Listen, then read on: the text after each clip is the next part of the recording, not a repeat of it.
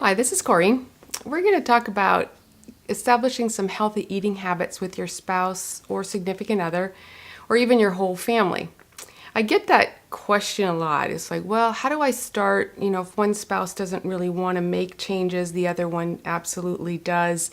You've got kids possibly, and you want to start, portraying or being an example of eating healthier and having better stuff in the house. Well, it's a tough thing to do. However, the most important thing is to sit down and talk about it together. You don't want to make a decision and just start trying to do things, and one spouse or significant other might get upset because there's a lot of things involved when you start to change your eating habits or nutrition habits. Often the costs go up because you're going to be buying different foods. Maybe you're buying supplements and you never used to buy supplements. Maybe you're joining a gym. So I recommend sitting down together and first deciding, okay, what do you want to change? How do you feel now that you want to change? You want to feel this way, and what do you need to change in order to feel different or to feel better? So I think the first thing that's most important to do is both of you journal your food. How are you eating? Because a lot of people aren't even aware of what are you eating on a daily basis? Where can I make some changes? Maybe it's just water. Look at how much water you're drinking a day. Maybe it's stopping your soda intake or coffee intake. There's so many different things that you could think of that you may want to change, so make that list. Journal your food first and see what you're doing now, so you're very aware of what your habits are, and then make a list of all the things you'd like to change. Then you want to kind of categorize it so you can say, okay, this is what I can change today. And then you make a list of those things. Then you want to think about, okay, in 3 months I know I can do this. So then you make a list of those things. And then 6 months and so on down the road. Then you kind of do self-assessments on each other. Your husband or spouse, significant other may be a lot different than you are. So you look at, okay, what makes me feel better? How do I need to eat to feel better? Where do we go grocery shopping? Do we stay in the same stores? Who's going to do the grocery shopping? Because it might change things. So it might take up more of your time. So you have to decide, okay, what is going to be involved, so that there's not constant conflict or looking at your credit card bills and going, why is the grocery bill so much higher this month? And we didn't talk about this. So be prepared for what the changes involve. Talk about each other's goals and supporting each other. So maybe you do join a gym and you both go together because you get home at the same time, or maybe it's just weekends, or maybe it's just going for walks regularly or hikes or setting up some kind of activity that will help you get more active. Some couples even go take dancing lessons because that's what they've always wanted to do, and it gets them active, it gets them outside the house, and it actually even brings them closer together.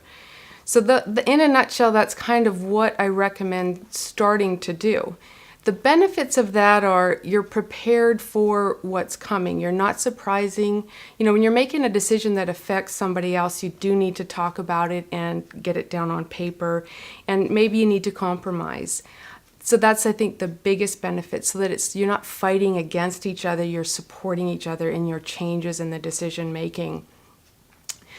The other benefit is that you are actually going to be healthier, and you will change your household. You'll get rid of the foods that aren't healthy for you, and you'll both be in this together. And the last thing that's most important is your health. You'll have a better quality of life because you'll feel better. I hear it from couples all the time. It's like, gosh, Corinne, my energy is so much better. We're doing way more. I've lost 20 pounds, so now we're able to do this or do that. And just more active, happier, healthier, just feeling so much better. And then the quality of life down the road, think about that. I know a lot of people are motivated to change because they look at elderly people now and they say, gosh, I don't want that quality of life. So changing it now, when you're in your 30s, 40s, 50s, is what you want to do before some of those illnesses hit.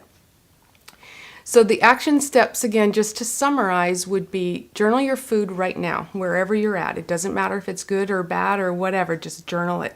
Write down how much water you're drinking. Write down your activity level. Then start with your goals. So look at, okay, what can I change today? And write all this down. What can I change in 3 months? What can I change in 6 months? And, make sure this discussion is with both of you and you're both doing this so that you're both involved in it. Then discuss the changes that accompany those, or the steps you need to take to accompany those changes.